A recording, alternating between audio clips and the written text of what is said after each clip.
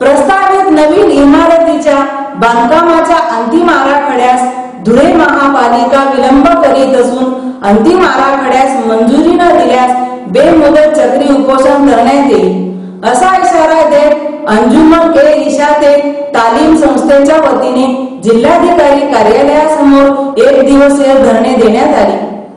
प्रशासनाला दिलेल्या निवेदनात म्हटले आहे की अंजुमन इशाते तालीम संस्था संचलित ही गरीब विद्यार्थ्यांना शिक्षण देण्याचे काम करीत आहे। ज्युनियर केजी ते ज्युनियर कॉलेज पर्यंत मान्यता प्राप्त असलेल्या शाळेला विद्यार्थ्यांना बसवण्यासाठी जागा नसल्याने संस्थेने नवीन इमारतीच्या बांधकामासाठी प्रस्ताव दाखल केला। सदर प्रस्तावाला प्रशासकीय मंजुरी देखील मिळाली। मात्र प्रस्तावित आराखड्याला धुळे महापालिकेच्या नगर विकास विभागाने आडकाठी लावली आहे। या कामासाठी संस्थेने विकास शुल्क उपकर देखील भरला आहे। मात्र अंतिम आराखड्याच्या मंजुरीसाठी महापालिका एक समाज कंटकाचा उपोषणाला बळी पडून या कामासाठी विलंब लावत आहे। संबंधिताने हे बांधकाम निकषित करण्यासाठी पोलीस बंदोबस्त मागितला आहे। ही बाब चुकीची आहे।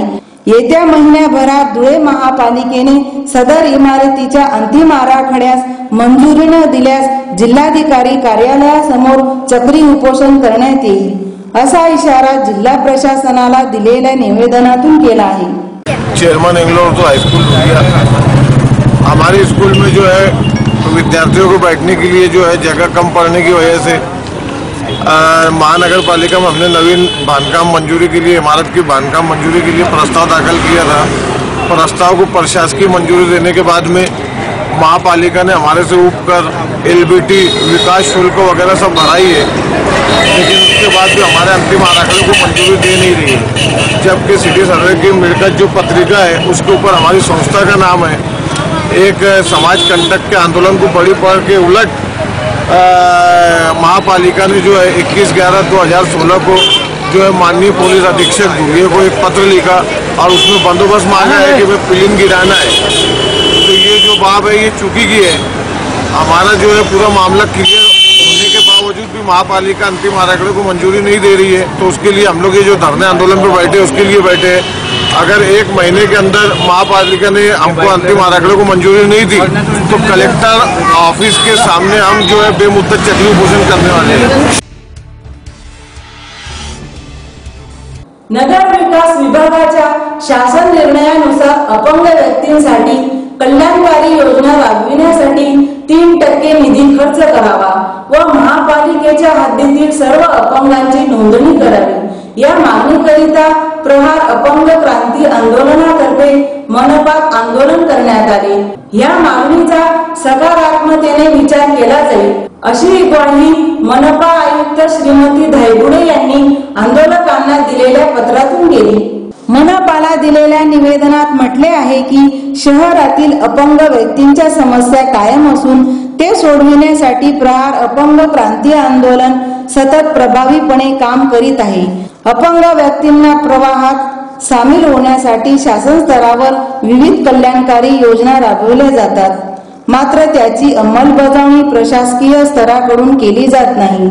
महाराष्ट्र शासनाच्या नगर विकास विभागाच्या नवीन निर्णयानुसार महापालिकेतील संचित निधीतून 3% निधी अपंगांच्या योजनासाठी कराव्या, तसेच शॉपिंग सेंटर मधील 3% राखीव गाळे आरक्षित करावे असे आदेश असतानाही धुळे महापालिका आर्थिक कारणे सांगून टाळाटाळ करीत आहे।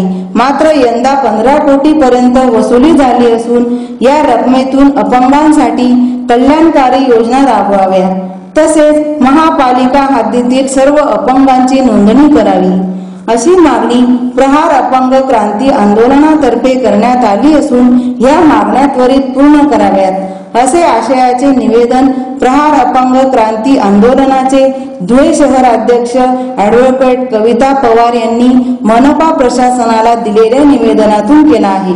मी प्रहार शहर अध्यक्ष ॲडव्होकेट कविता पवार। आज आम्ही आंदोलन निधी आणि अपंगांना घरकुल मिळण्यासाठी करत आहोत। तरी अपंगांचा विचार महानगरपालिकेने करावा। गेले 2-3 वर्षापासून प्रहार संघटना लगातार 3% निधीसाठी निवेदन देत आहे, अर्ज देत आहे, स्मरणपत्र देत आहे, तरी आजपर्यंत त्या 3% निधीचा विचार केला गेलेला नाही। तरी आता तरी अपंगांच्या 3% निधीचा विचार करावा, कारण आजपर्यंत सांगण्यात येत होतं की महानगरपालिकेकडे पैसा नाहीये, त्याच्यामुळे आम्ही देऊ शकत नाही। परंतु माननीय मोदी सरांनी आताच 500 आणि 1000च्या नोटा बंद केल्यामुळे आपल्या महानगरपालिकेत 15 कोटी रुपये जमा झालेला आहे आणि त्यानुसार त्यांनी सांगितलं की आम्ही शहराचा विकास करू आणि पूर्ण महानगरपालिकेमध्ये धुळे शहराचं सगळ्यात जास्त निधी गोळा झाल्यामुळे महापौर आणि आयुक्त मॅडम यांचा दोघांचा सत्कारही करण्यात आला। त्या सत्कारात त्यांनी शहराचा विकासाबाबत सांगितलंय। तर अपंग ही एक शहराचाच भाग आहे आणि त्याचाही विकास झाला पाहिजे या उद्देशाने अपंगांचा 3% निधी हा अपंगांना मिळायलाच पाहिजे। अपंगांच्या घरकुलाबाबत विचार अपंगांसाठी आयुक्त मॅडमांच्या सांगण्यावर असतं, तर त्यांनी ते केलंच पाहिजे। या कारणासाठी आज आम्ही त्या आंदोलनाला बसलो आहे आणि आता सगळं अपंग बंधू भगिनींची अशी इच्छा आहे की जोपर्यंत आयुक्त मॅडम खाली येऊन अपंगांना भेटत नाही तोपर्यंत आमचं आंदोलन संपणार नाही, आम्ही आंदोलन करणार आहे। म्हणून आयुक्त मॅडमांनी अपंग कुठून येऊन महानगरपालिकेपर्यंत आलेले आहेत, तर मॅडमांनी 10-15 पायऱ्या उतरून अपंगांना भेटावे आणि अपंगांशी बोलावे हे आम्ही सांगतो आणि त्या आल्यानंतरच आम्ही आमच्या आंदोलनाचा समारोप करू, हे सगळ्या अपंगांनी ठरवलेलं आहे।